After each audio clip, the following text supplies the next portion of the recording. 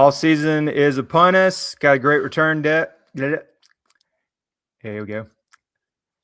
All season is upon us. Great return guest. How we doing today, Mad Dog? We're doing fine, man. It's a nice day. Temperature dropped a little bit, but other than that, it's a good day. It is. Appreciate you coming on again, Mad Dog. We're going to do it again, part 2. We know that story. Make sure to like, subscribe, share the Doghouse podcast. First off, USA. How about that win this morning? Yeah, that was something right out of the movie Miracle, wasn't it? It was nice. It was. USA men's first time gold since 1980. I didn't realize that. Beat Canada in overtime, 2-1. And Jake Hughes, I think he's from New York Rangers, gets the go ahead and sudden death overtime. Awesome. I was listening to it on the way to church. So hey, great win for them, and the women's won too. So gold, yeah. Men's and women's. Well, it's a good day. It's a fantastic day for the United States of America. That's right. It was. Hey, little side note, but hey, good for them. Get the win over that. All right, Mad Dog, some off-season talk. First is the big hire of Larry Knight, new outside linebacker coach. He had a cup of coffee with West Virginia, but he was at Arkansas State, pass rushing specialist. What's your thoughts on Larry Knight, new outside linebacker coach? Well, you had me a pass rushing specialist. Let's be honest. That's exactly what I think we've been lacking. As much as Kirby always likes to talk about, he wants to affect the quarterback. Sacks aren't that big of a deal to him. I don't believe that for 1 minute, because when our defense was better, when it was great, we were putting quarterbacks on their back. And I think this is exactly what we need to get that pass rush going, to affect the quarterback. Not only to affect him, but to put him on his back. That's what we needed to do in the Sugar Bowl, and we didn't get to do it. And I think that's why Kirby's addressing this problem right now. Yeah. Really think Larry Knight's up and coming guy, similar to like Dan Lanning. No one knew about him. Glenn Schumann, he wasn't a big name. What I really liked was he was at Arkansas State. I know, a smaller program, but he improved him from 19 sacks to 39 sacks, which is a big jump. I think Georgia was in the low 20s. And you're going to have better talent, better resources at Georgia. And I think he's going to be hungry, younger guy on the recruiting trail. So this is a great hire. Yeah, Kirby always seems to try to find those coaches that can do, more with less. You know what I'm saying? Like the guys who get the most effort out of the less talent that they have. And so he knows that if he can just apply that back at Georgia, then it should be good to go. And that's exactly what he did. He did good at, I think it wasn't he at Temple too? I think he was at Temple. Then he was at Arkansas State. Yeah, he was at West Virginia for about 5 minutes before Kirby decided to pull him out of there and make the hire. So, yeah, I think this is his time to shine. If he really wants to advance and show what he's made of, then he needs to prove it in the SEC, and he can do that with Georgia. And it'll be a win-win. It'll be a good move for Larry Knight for him to move up, look good, maybe get another job somewhere if he wanted it, or even get a promotion here at Georgia and show what he can do at a higher level like the SEC. Completely agree. That was a great hire. Also, another big-time name is Robert Edwards. He's going to be assistant running back coach coming over from Washington County High School, DGD, great in the 90s, beat Florida in 1997. How about picking up Robert Edwards on staff? Well, I think this is an exciting analyst hire for a couple of reasons. Well, one, he's a former player like Kirby. He loves the Dogs. He's already been helping out with the team, and all that's fine. But what's really great about this is his relationship with high school coaches in the Georgia area. I mean, in the state of Georgia. Atlanta area, state of Georgia, he is very much involved, and he knows all about those coaches. So that helps in recruiting alone in the state of Georgia. So he could get in there, talk to any of those guys. He used to be, a high school coach. So, and he's got NFL experience. I mean, this guy checks all the boxes. Former player, loves the game, can recruit well, and I'm hearing, don't quote me on this. I'm not 100% sure, but the running backs coach and Kirby may not be meshing too well. So this could be a stepping stone, or maybe a little audition to see how he does helping out with the running backs and see how it goes. Is that Coach Crawford? Yes. Bump in. Okay. I kind of see that. I mean, maybe. I mean, I hear you hear a lot of things, and I don't want to put it out there, especially if it's not true. So don't say it's absolutely true. But I mean, Kirby's not an easy coach to work for. Kirby's just not. He's it's very difficult. He gets ornery, he gets mad, he's very demanding. So, sometimes things just don't click. And it is what it is. So maybe he's bringing, Robert Edwards in for a couple of different reasons. And one of them could be, like I said, auditioning for the running backs coach job. Let's hope we keep him. Whoever it is going to keep the Spell kid, the 5-star from a couple weeks ago. What relationship that? Let's hope he stays. Yeah, he canceled everything. Now, like I said, he canceled all the other visits. That's like I said earlier, though. It used to be excited when a kid would verbally commit. Now that doesn't mean anything. Used to be excited when you get the NIL letter, right? Yeah. You used to get that NIL. Oh my God, the letter of intent. We got it. No, doesn't mean anything anymore. I mean, they are all right now. They can sign. They could be on campus. They could be picking out a room. They are all one pissed off day away from going, I don't want to do this anymore, and go somewhere else. Or a bag of cash away. Yeah. He shut everything down. Yeah. And that was fantastic. And I like that. He shut all his, everything down and saying, I'm 1,000% devoted to Georgia. I mean, we'll see how it goes. I mean, it sounds good, but then he's got to sign and then he's got to stick to his word. That's right. So that's interesting. One other one I eventually think he'll be a part of, Georgia, I'd love to, and he's been around in the high school games. I think Robert Brothers, Terrence Edwards, could be part of the staff in some capacity, maybe even after Coley. He works with them with the wide receiver camp. He's been in the high school football, just the whole, industry for a while. So I think he would eventually, younger guy, could be part of it. He's on Dog Nation Daily every Thursday with Brandon Adams. I just think he'd be a good pickup. Yeah, but he's doing his own thing. I think he's got that wide receiver camp, doesn't he? He does. And he's head coach at, I forget which school, but one of the bigger schools in the Atlanta area, I believe. Mount Vernon. Maybe? Yeah, I mean, like I said, it's not for everybody. I mean, and Kirby picked up another former player, Marius Smith. You remember he was with Kirby at Alabama. Yeah, when he got that job, he's been helping out with the defense too, and he's brought him on as an analyst now. That's right. He's a good hire. He was over there at Kirby with Alabama, and then when he got the job, he transferred over to Georgia. He made the transfer to come over to Georgia to play with Kirby. Made a nice, huge interception against Auburn. It was one of my favorite interceptions of the 2016 season when he got that pick six. I mean, I was excited because I like it when they beat Auburn. So that was a little bit more exciting for me. Yeah, they were talking about the other day. That was a big upset. I think Georgia was like over a 10-point underdog at home and got the win. I think Auburn at the time maybe was top 10. Really pissed them off at the time. Well, I'm all about pissing them off. Oh yeah. Wanted to ask you, so thoughts on Gunnar Stockton, DGD, taking less money, giving money back to the program, and how about him greeting President Trump in Rome the other day? That was good to see on social media. And Herschel Walker. Yeah, if you follow me on TikTok, you'll see that I placed that video where he met him on the tarmac when he got off the plane, and then Trump called him up on the stage, and that was. I'm sure no matter what. I mean, you think you're famous, but then nobody's really famous like a president is famous. Yeah, like whether you like the president or not, it's really a crazy big deal to meet a president. So I thought, I'm not trying to get too political on here, whatever your political stance is, but to me, it'd be a big deal if you met a president and got up there on the stage and he calls you out and talks to you. So I think that's something that Gunnar will probably remember for the rest of his life. Oh, yeah, he got pulled up there, and it's not just hearsay. Now that they got the internet everywhere, he's got video evidence that he's actually been up there. Yeah, that was really cool for him. But yeah, back to him taking the less money. I think he's just unselfish, all in. Always want to play for Georgia. Can't ask for better leader. Yeah. I mean, from what I heard from some people who are close to the program, they said that Gunnar loves Georgia so much that he would actually pay Georgia to play for the University of Georgia. Like, that's how much he loves it. And he took like the basic minimum that you should take with the NIL money. He signed all that. He didn't want to take anything, but I guess he had to take something. So he just took the bare minimum so he could take the other money, because he could have gotten over $1 million. I mean, easy. So he took the rest of that money and said, put that either towards other members of the team that want to, try to keep them to stay, or let's go get some more talent with it.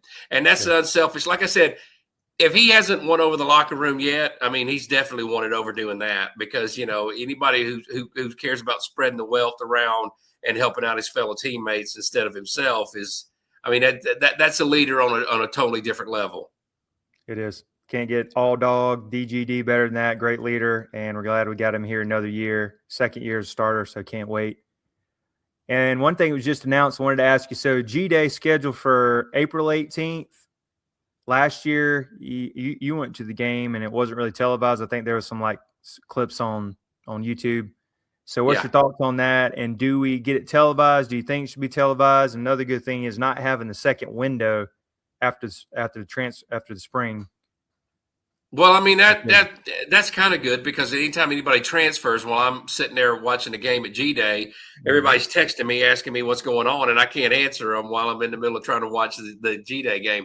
Look, practice games are they are what they are. It's not like you're going to get blown away when you see anything. They're so basic and vanilla. It's ridiculous. I mean, we went last year. I took my kids. We had a good time. I mean, some other people want to go with us. And to me, it's just an excuse to go to Athens. Just an excuse to go to Athens, hang out, have a good time. It's not really, you don't go because, it's an actual game. I mean, they're playing each other. It's just a practice game. Will it be televised? I mean, I don't know. I mean, it could be. I mean, it wasn't televised last year, so I don't see why they would do it again this year. Maybe that's trying to pull more people in to get them to actually come to the game instead of saying, I'll just watch it at home. That is of people who actually care, but it's a good time to take your kids and hang out with your friends and just enjoy it because you're focused on the game, but you're kind of not.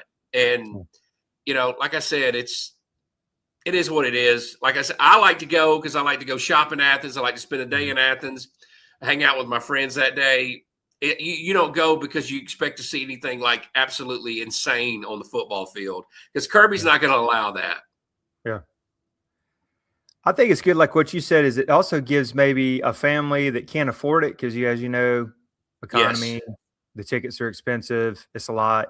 It gives them a chance just to take their family there and everything. Yeah, the past 2 or 3 times I've went, everybody has taken like just a slew of kids, like every one of them. And you couldn't do that during a game. There's no way. Yeah. And plus everybody's dialed up to like 10 during an actual football game. Nobody's sitting down. It's loud. It gets crazy.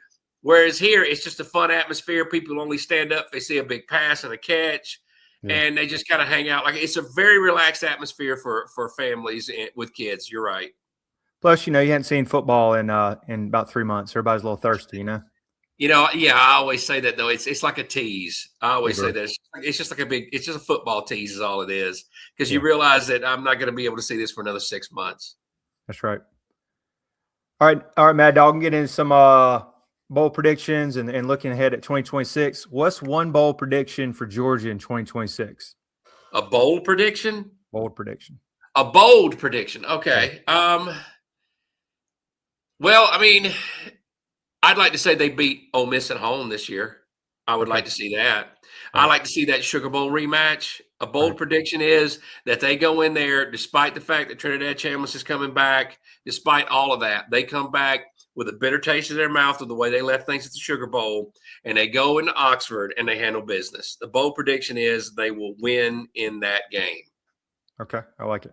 I'm going to go ahead and make one. They're going to go and beat Alabama on the road, and they're going to be undefeated at home again this year and extend the home streak. I know it's not long, like 33 anymore, but continue with that.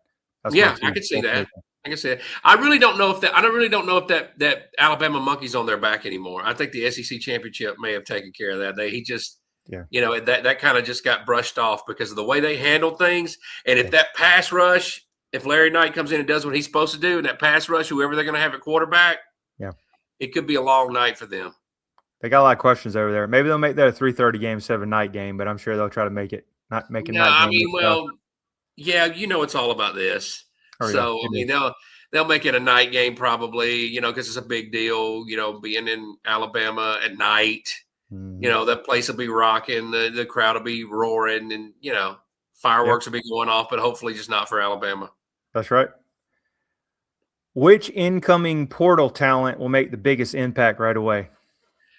Well, I had a different one in mind, but Amarius Williams from Auburn because he's an edge guy, and since we got, I mean, I changed it since we got Larry Knight. I think we're going to have to see some things coming off the edge. We're going to see some edge talent coming into play. We're going to see some blitzes, and I think he's going to make the biggest impact, especially if Larry Knight is as advertised and gets that team going. I think he comes in there, starts paying attention in the film room. They start coming in from both sides, putting pressure on the quarterback. Yeah, I would say that the Auburn transfer would be the most impactful. Yeah, I like him. And Auburn was a mess on offense, but on defense, man, they're pretty solid all year. Yeah. And Yes. he's a different part of that, so I like that. Early buzz I've been reading in the spring is Jamarly Riddle, safety from East Carolina, is turning some heads. Yes, So yes. I was. You and I talked about that earlier too. I'd heard a lot about him too. Like a lot of people, like, why are we picking up somebody from Eastern Carolina? Listen, a lot of guys you don't know how they're going to be, and you kind of have to drop off the recruitment. And then when they go to like an Eastern Carolina school and they start really showing out, and you realize that they're a very big talent, that's when you go. That's when you have people go evaluate them and go pick them people up.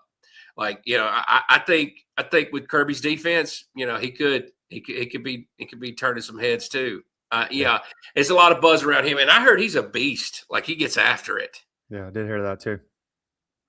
It's good under the radar pickup, a little smaller program, but hey, that's what you got to do. Yeah.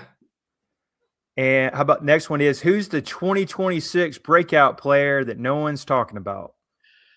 For me, because I think we need to get back to just the meat and potatoes of football, I think it's going to be Bo Walker. I mean, I know, we got Frazier coming back. I know, we got a lot of good running backs. The running back room is stacked. But Bo Walker, I think he's something special. And I don't think we've seen it yet. I think we've just scratched the surface with him. So I would like to see him break out. I mean, and I think he could do it. If they get that O-line blocking better and they get the run game picking up, take a little pressure off Gunner, I really think that Bo Walker, I mean, he's the right size, he's the right build, he's got the whole thing going for him, and he is lightning when he breaks out. And I would very much like to see him in that run game explode this season. Yeah, I like that. Yeah, he definitely looked really good in his little bit of work. Does he remind you maybe a little Dejon Edwards a little bit, kind of quick in between, kind of slivery, as Kirby says? Yeah, stocky. Well, I mean, I don't mean to compare him because, Nick Chubb is a really hard sell to tell people he's like him. But he reminds me of his build, kind of. Like he's just stocky, but he's short. But he gets, he cuts through. And that's kind of what you need in a running back. I mean, it's very rare that you get a tall running back. Like, you have them. Like, Gurley was tall, but he was just a freak of nature as an athlete. So you don't normally want your running back to be that tall. And how he can duck down and get in and break through the tackles, and that's exactly what he. Plus, he's got the two names of two of the best running backs, great name, Bo and Walker. You know what I'm saying? Yeah, that's I don't know if his parents named him that on purpose. I don't know if his parents named him that on purpose, but it works out. I mean, Bo Walker could be the real deal. Yeah, I really like that name. Good, strong Southern running back name. Yeah. Mine's going to be, I know a lot of them doubted him because he dropped that ball in the Alabama game, but I'm going to go with Talon Taylor. I think there's a lot of hype behind him. You need a number one. You got the Canyon kid from Georgia Tech transferring, unproven. I really like him as being the go-to guy in C.J. Wallace, but I'm going to go with Talon Taylor at the wide receiver position. Yeah, I could see that. Those wide receivers, he didn't really go hard in the portal this season for wide receivers like he did last year. That's right. Like I said, he only got that one out of Tech. Yeah, they're really going to have to step up, and I think that maybe that's he could, if they could just not drop the ball like he did. Yeah. If they can learn to get better hands and get comfortable with Gunner, because like they can't practice with a team, but see, Gunner can do whatever he wants to do. That's another part of Gunner's leadership. He can get them together anytime he wants to and throw the ball. He can go in the indoor facility and say, "Hey, let's meet and throw a few balls to see how, see if they can get comfortable with rhythm, see if they can get comfortable with timing." Because that's what it's all about. Once you get that one wide receiver that you trust, and that quarterback and that wide receiver start clicking, that's when you can really, because, I mean, you could throw it in tight windows then because he's going to be there and he's going to catch it. That's right. And that's one thing. I know they didn't really bring it up a lot because they did a whole lot better, but I know they went way down on the drops compared to 2024 season. I don't even know what the numbers were, but that's one thing that they didn't even bring up in 2025 was the drops. So Yeah, definitely improvement. 2024, you could have had a drinking game. Every time they dropped a ball, take a drink, you'd be intoxicated before the second quarter. That's right. That's a good It's point. crazy, man. I was Would have been I a was shot so game. I think it over was them. 30. Wasn't it 30? It was 30 something, which is crazy. 30 something drops, I think. Yeah, yeah, they were. That does not. I'm so glad that I get it. You're going to drop some balls. That's Yeah. understandable. But to drop that many, that's Sure. just no, no. I I don't. agree. I don't think that's right. No. And what's the best position group headed into 2026 season, in your opinion? Well, it's a. You mean you could say the secondary, but I'm going to go with linebacker. I think that room's pretty stacked, and I Yeah. think they're going to. Yeah, I think with Larry Knight coming in here. Yeah, and I think he's chomping at the bit probably to get a hold of this kind of talent. And if they just focus and listen to him, and like you said, how many times have we heard Kirby during this past season during interviews? See, it's the little subtle things that Kirby says and nobody picks up on. Kirby said, "I've sat in all those defensive rooms and I've told them, I've heard them say, if you listen to me, it will click, and then you will start to do better." And we saw that going toward the end of the season. We saw the defense start to get better, and they were still young. So if they keep that in mind, even during the offseason, if they realize that they just listen to the coaches and listen to what they need to do, then they'll stop the run.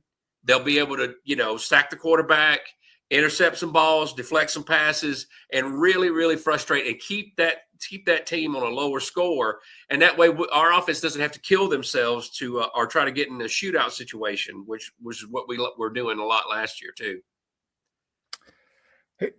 I know Raylan Wilson was at a different one. Do you think it's going to be Chris Cole to take or back up or to transition in for CJ Allen? Is that who it is? Chris Cole? Is that going to be a Yeah, replacement? yeah. I mean, it could. I mean, but a lot of things can change. I mean, like I said, Kirby doesn't like to make coaching changes, but he had to make one, when we lost that outside linebacking coach to the Dallas Cowboys. So a lot of things could change when Coach Knight gets in there. When he comes in there, a lot of things could change.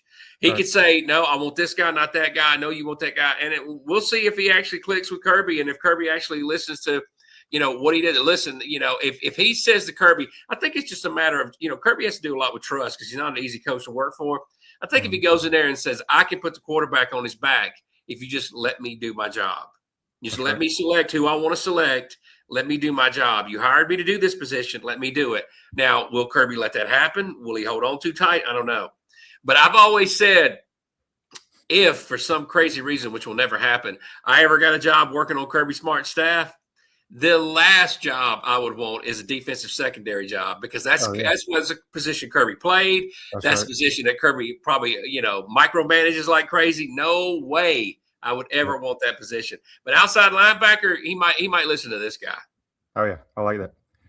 I agree with that. They're deep there, but I'm going to go with the secondary because you got Ellis Robinson coming back, who had a great breakout year. KJ Bolden could be one of the best safeties in the nation. Melo Jones, and you're picking up the Riddle kid we just talked about, Khalil Barnes from Clemson, and they're really deep over there. So I think the secondary, if they stay healthy, could be one of the best secondary groups, in my opinion.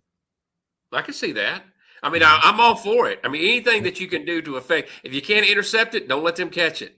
There's sometimes me and my friends always watch the game. We always say whenever there's like a big, huge, deep ball, and sometimes it's like, take the flag, because the last thing you want to do is give that team momentum. Yeah. And they start catching the ball, the crowd gets into it, especially if it's an away game. The crowd gets into it, momentum picks up. Sometimes take the flag. Don't let him catch that ball. Don't let him get in a rhythm. And then, live to fight another day. But I mean, I don't know. Just if you can't intercept it, don't let them catch it. Yeah. Yeah. You mentioned we were talking about the Chambliss kid. He's coming back to Ole Miss. But in those three games, like Tennessee and the two Ole Miss games, that secondary was getting torched. So we really need them to improve and step up this year. Yeah, I was getting frustrated because it seemed like they were just leaving receivers wide open. Or maybe they were breaking open because, when those quarterbacks were scrambling like Trinidad Chambliss did, whenever they would scramble, they would break away because, a lot of people were coming in and trying to sack him and it didn't work out. That kid was laser focused downfield. He kept his eyes downfield the whole time. That's one of the things I wish Gunner would do. I wish Gunner would do that, because sometimes when it seems like when he does all his check downs and when it doesn't work out, he runs. He seems to be tunnel vision. He wants to run and not keep his eyes downfield. And sometimes you get hit. He gets hit the wrong way. Then we could be out with Gunner this time. I don't want that to happen. He needs to work on keeping his eyes downfield and throwing the ball, because there's receivers that can get open. And you and I both know, I've seen it at home and when you go to a game, he's left receivers open whenever he's ran. Oh, yeah. He does. Very good point. And also, so Kirby taking a different route, and everybody's focusing in on it, that he only took 8 guys in the portal, and he's more of doing recruiting. We're going to stay and develop these guys and stay kind of even re-recruit his team and pay them NIL. How do you think that Georgia's sticking with development versus portal is, and do you think that's going to be good going forward? Well, when all the smoke clears, I mean, I know NIL is like the Wild West right now. Everybody's jumping around, and you got Indiana figuring out a way to get 23-year-olds all on the roster, even though they're not 5 stars and they won a natty. It seems like every year, if people celebrate, somehow somebody will bend the rules just right and get the portal situation and hit lightning in a bottle for 1 year, and then they'll win the whole thing. Kirby seems to be sticking tried and true. Now, when things run out, when boosters stop wanting to give money, when they say, I don't want to do this anymore, you're not winning like I want you to, or for whatever reason, you run out of money, then Kirby's going to be ahead of the curve, because he's sticking to the tried and true. I'm going to recruit, I'm going to develop, and I want these kids to click. Now, Kirby always says it usually takes 2 years to get a team exactly the way you want them. Most of the time nowadays people are impatient. They don't have that time. Kirby's got a little bit of a cushion because he's already won 2 natties. But if he doesn't start doing it pretty soon, people are going to start getting ill with him too. Kirby either needs to make this work, or he's going to have to figure out a way to adapt to what's going on in college football today. Yep. Completely agree on that. And I'm going to trust Kirby Smart on this, who to me is still the best coach of college football, and he's got 2 national titles. So definitely agree with that. Yeah. And appreciate you coming in, Mad Dog, again. How do we follow you on social media? Well, you can follow me on Twitter or X at MadDog19. You can follow me on Instagram at MadDog1972. I've got a Facebook page of Mad Dog fans on Facebook. I've got a TikTok that is really, really good. If anybody's out there watching TikTok, you should check out my TikTok. I think it's at Another Doggone Podcast on TikTok. You should look for Mike the Mad Dog. You'll find me on there. It'll be there. So anywhere, and usually the logo that you see right there, you usually see that on TikTok. I mean, I put that logo on all my social media platforms. So anytime you see that, that's me. Yep. He does a great job. Also got Another Doggone Podcast, got his YouTube there. It's 68 subscribers. He's got a great setup when he has that. I'm sure he's got some good upcoming guests. But yeah, appreciate you coming on again. No, it's no problem, man. Thanks for having me. Make sure to like, subscribe, share the Doghouse Podcast. We'll have some good, hopefully, draft talk coming up, maybe a little Falcons talk and some other guys. But yeah, really appreciate it. Go Dogs, Mad Dog. Go Dogs.